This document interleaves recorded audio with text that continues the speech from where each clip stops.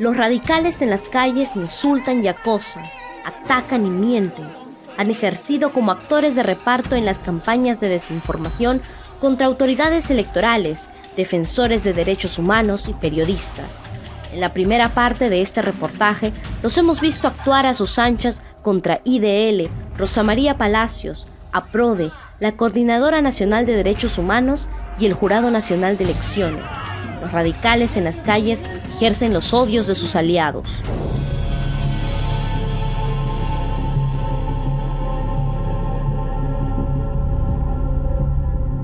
Aquí estamos firmes en la lucha contra la corrupción.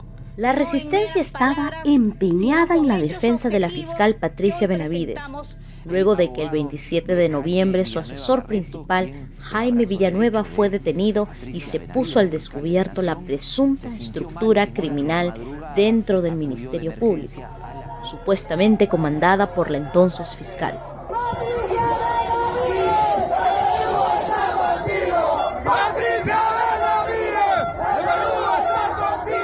Grupos de choque la acompañaban en sus audiencias ante la Junta Nacional de Justicia.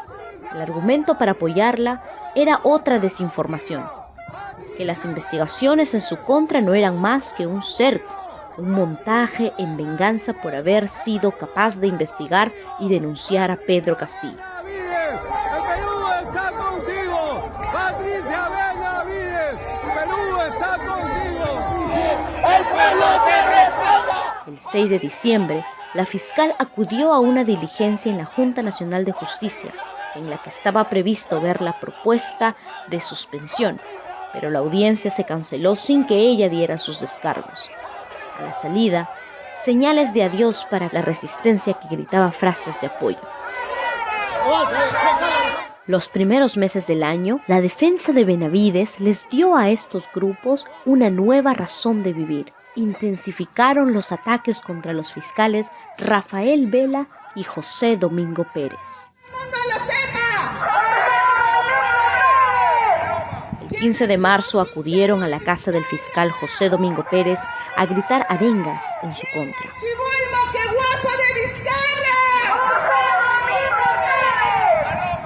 Entonces, este fiscal que supuestamente trabaja contra la corrupción. En esa jornada tuvieron un cruce de palabras con una persona que salió del edificio donde vive el fiscal Pérez y se declararon nuevamente víctimas. El señor que salió de adentro, defensor del fiscal José Domingo Pérez, me ha roto el celular, me ha roto los audífonos, ha quitado el teléfono e intentó quedarse con mi celular. Ese es un intento de robo. ¿Cómo va a llamar a la policía? Regresaban de la casa de José Domingo Pérez y se encontraron con Rosa María Palacios. Ellos eran varios con megáfonos y carteles, y ella sola con un bastón porque estaba lesionada.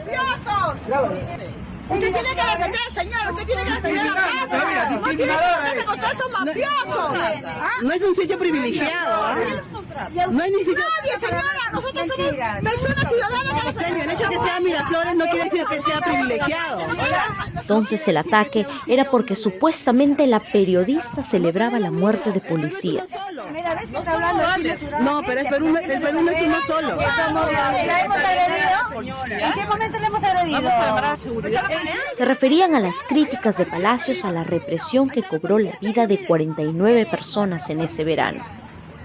¡Mentirosa! ¡Policía! Ahí sí lo llama. Está para todos los mafiosos, no van a tener las cosas. A los que dicen. Sus ataques están siempre vinculados a Dina Boluarte. Siempre. O sea, el primer ataque del 21 de febrero del año 2023 está vinculado a las matanzas en Puno y a mi defensa del Estado de Derecho en el programa diciendo que no se podía matar. Eso generaba que ellos me gritaran a mí, terrorista, comunista, chancha de mierda, durante 1 hora en la puerta de mi casa con parlantes, por defender el derecho a la vida y el Estado de Derecho. Nada más que por eso. En cualquier lugar del mundo esa gente estaría presa por crimen de odio, ¿no? Pero acá no pasa nada. Esa fue la primera vez y la última vez que han venido, vinieron sábado de Gloria en Semana Santa, al día siguiente del allanamiento de la casa de Dina Boluarte. Un mes después, el 26 de abril, agredieron directamente al fiscal José Domingo Pérez frente a la fiscalía en la avenida Bancay.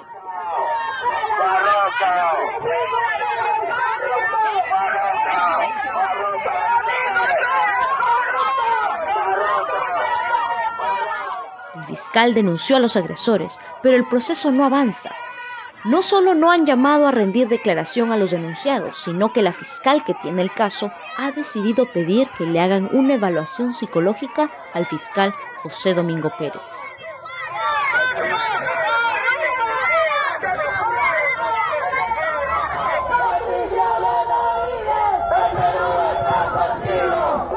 El acompañamiento a la fiscal Benavides los mantuvo ocupados.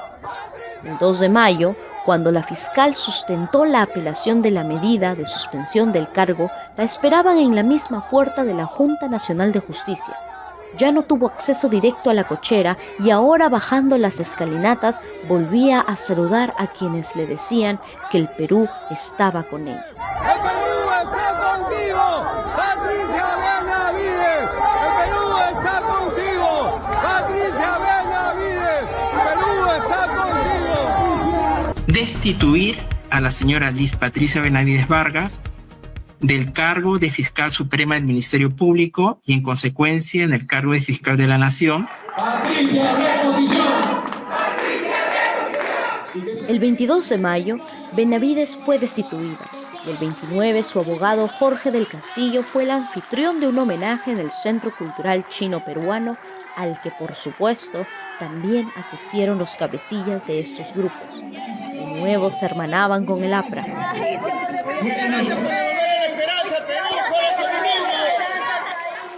Roger Ayachi cambió el polo de los combatientes por el terno y la corbata roja.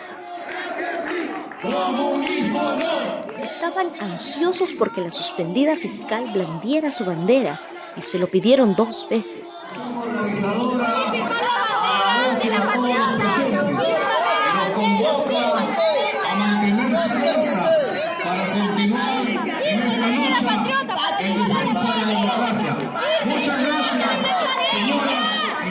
Justicia para Alan. 10 de febrero, habían acompañado al APRA en un homenaje que le rindieron a Alan García en el Congreso. Una oportunidad más para encontrarse con el abogado de Benavides. En apoyo a Alan García y la manera en que lo acorralaron para que luego termine suicidándose. Lo que hubo es una persecución política en contra de enemigos políticos por razones políticas, y Alan García fue una víctima de la persecución política de José Domingo Pérez, Rafael Vela Barba y detrás, como no, Gustavo Andrés Gorriti Lembogen, cabecilla de la presunta organización criminal IDL. Las desinformaciones circulan en un ecosistema que se ve muy bien definido, como explica quien ha sido blanco de varios de los más feroces ataques que hemos visto en este reportaje, el director de IDL Reporteros, Gustavo Gorriti. Normalmente es algo que empieza con una desinformación relativamente gruesa, sacada de algún lado o de otro, a veces anclada en una fracción de verdad para sacar todo el resto.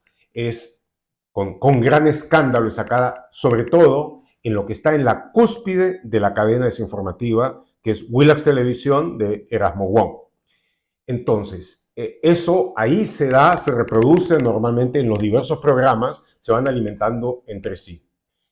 Ello hace que inmediatamente, en el día siguiente, todo el resto de los escalones inferiores de la cadena de desinformación, pasquines como Expreso, La Razón, Noticias, la mayor parte que hicieron lo mismo con Montesinos, para Montesinos, inmediatamente continúen desarrollando esa desinformación, la laraqueen, la llenen de aire, y entonces al día siguiente, normalmente, de nuevo en el tope de la cadena, en Willax, son los programa de conversación con supuestos expertos, la mayor parte de los cuales hace tiempo pasó por bancarrota moral, quienes con aire supuestamente muy conocedor y serio hablan sobre la gravedad de lo que se ha dicho, la necesidad de hacerlo. En otros casos es gente que sencillamente pertenece a la cabeza de la estructura informativa, como Rafael López Aliaga, por ejemplo.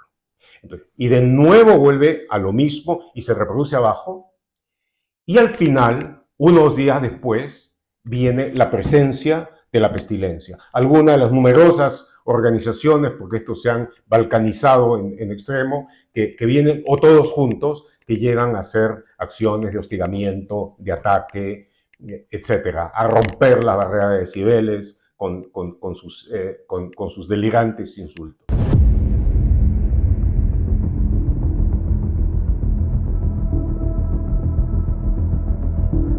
¿De qué fondo han surgido las caras visibles de estos grupos de choque que han hecho del insulto y el acoso una forma de subsistencia?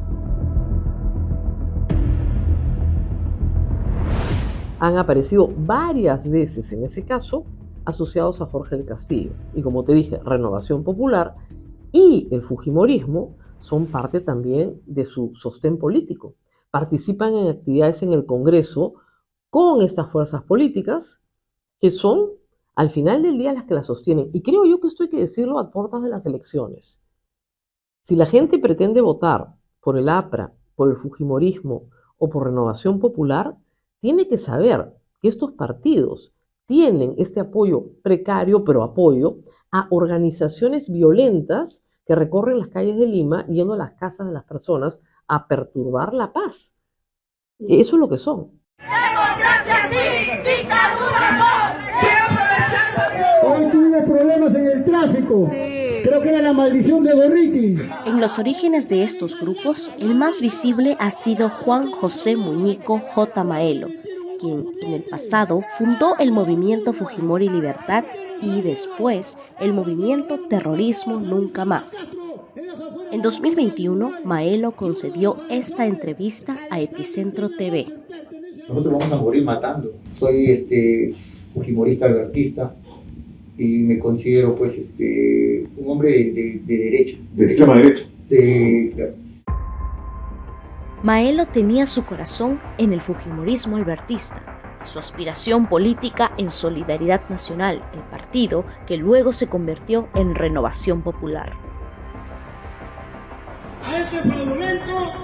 Roger Ayachi, líder de los combatientes a quien se le va la voz en sus gritos en las calles, aseguraba en 2021, en una entrevista con Epicentro, que no son de extrema derecha, solo de derecha, y que únicamente hacían cosas exageradas para llamar la atención de la prensa. La palabra extrema es una forma también de llamar a los grupos violentistas, ya sea de extrema izquierda o extrema derecha. ¿Ustedes no lo son? Nosotros no somos violentistas. O respondemos a una actitud de la policía o simplemente tenemos que hacer algún gesto para llamar la atención, porque ese es otro detalle. Tienes que hacer algo exagerado para que la prensa te preste atención, si no simplemente nos ignora. Y los otros cabecillas tienen una predilección por los integrantes de los partidos de derecha que hoy son mayoritarios en el Congreso y ejercen lo que muchos califican como cogobierno. El sociólogo Omar Coronel, quien ha estudiado el comportamiento de los radicales en las calles entre 2021 y 2022 y que publicó un ensayo titulado La nueva derecha radical de base en el Perú, explica el nexo innegable del fujimorismo con la resistencia y los otros grupos que en la práctica han bebido de la misma fuente. En contextos donde mucho de la política se decía en las calles y las calles tienen un rol fundamental, la derecha no tenía elementos, ¿no? Más bien eran los colectivos de izquierdas, de las izquierdas más radicales, de las izquierdas progresistas, del centro izquierda, ¿no? Los que normalmente tomaban y tenían una presencia callejera. Es recién con estos colectivos que estos sectores de derecha pueden también dar una cierta batalla en las calles, ¿no? A pesar de que son minoritarios, no son, digamos, masas, ¿no? Grandes movilizaciones de miles, ¿no? Son pequeños, pero tienen ya una fuerza de choque que puede dar, digamos, otro tipo de canalización de las ideas de las derechas, ¿no? En las calles, ¿no? El acompañamiento a Keiko Fujimori es fiel y prolongado en el tiempo, persistente. Por eso, 6 años después de su detención, volvieron a decir presente el día de la instalación del juicio oral por el caso Cócteles. Otro grupo Yo soy del grupo, era de la resistencia, pero ahora soy de combatiente. Del grupo combatiente, mi líder, Roger Ayachi. Yo soy José Luis García, pertenezco a los combatientes. Siempre sacando la cara por el Perú, porque nosotros decimos siempre la verdad. Y le quiero decir que nuestra lucha es pacífica. Nuestra única arma son los carteles, los parlantes, nada más. No somos como los rojos que tiran piedra y rompen los sardineles y lo tiran a las pistas, las piedras, queman las casas. El álbum de fotos los muestra con congresistas de la alianza mayoritaria: Patricia Chirinos, Tania Ramírez, Jorge Montoya, Adriana Tudela, Alejandro Cabero, Rosángela Barbarán y el parlamentario andino Gustavo Pacheco. Con políticos de ayer que están en el mismo espectro: Lourdes Flores Nano, Antero Flores Arauz, Rafael Rey, José Barba, Rosa Bartra, Francisco Tudela, Mauricio Mulder, Francisco Díez-Canseco, Rafael Santos, Hugo Guerra y Ángel Delgado. Con abogados: el ex fiscal de la Nación Pedro Chávarri, Humberto Abanto, Luis Pacheco Mandujano, Fernán Altuve, Domingo García Belaúnde, Lucas Gersi y Javier Villestein. Con policías y militares en actividad y en retiro: Óscar Arriola, hoy jefe de Estado Mayor de la Policía Nacional, José Luis Gil, Benedicto Jiménez, José Baella y Luis Alatrista. Con líderes de la derecha internacional: Rocío Monasterio, diputada de Vox España; María Fernanda Cabal, senadora del Uribismo, Colombia; Carolina Rivera, hija de la expresidenta de Bolivia, Yanine Áñez. Entre los personajes vinculados con estos grupos de choque aparece un abogado a quien ya vimos en este reportaje: Luis Pacheco Mandujano, el mismo que hizo la pregunta a Jorge Barata, sobre la que se armó el episodio de desinformación contra Gustavo Gorriti y Gustavo Momi. Con motivo de los 6 años de fundación de la Resistencia, Pacheco Mandujano le desea larga vida a este grupo de choque. Quiero enviar un fraterno saludo combativo y auténticamente revolucionario, patriótico, a Maelo y a todo el grupo de la Resistencia que ha venido a enfrentar y a poner cara y patriotismo, por supuesto, a los delincuentes que integran la mafia caviar que ha venido a destruir la institucionalidad, el Estado de Derecho y el sistema democrático en el Perú.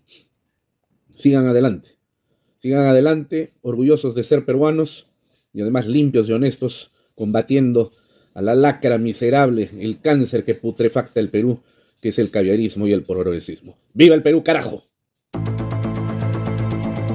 Los líderes de los partidos se abrazan con los cabecillas de estos grupos, pero su vinculación no es orgánica, dice Coronel.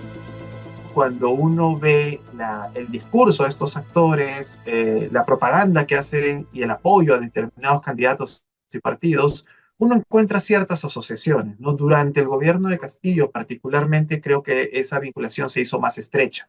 Varios de estos colectivos de extrema derecha, como la Resistencia, ¿no? Luego, bueno, los combatientes y los insurgentes, que son escisiones de la Resistencia, existen desde antes de la época de Castillo, concretamente hasta donde yo recuerdo, desde el 2018. Y la vinculación o la cercanía con el fujimorismo, por ejemplo, de la Resistencia, de los combatientes, ha sido muy clara, muy consistente, ¿no? Uno de sus primeros actos es en defensa de Keiko Fujimori cuando la primera vez que entró a prisión preventiva, ¿no?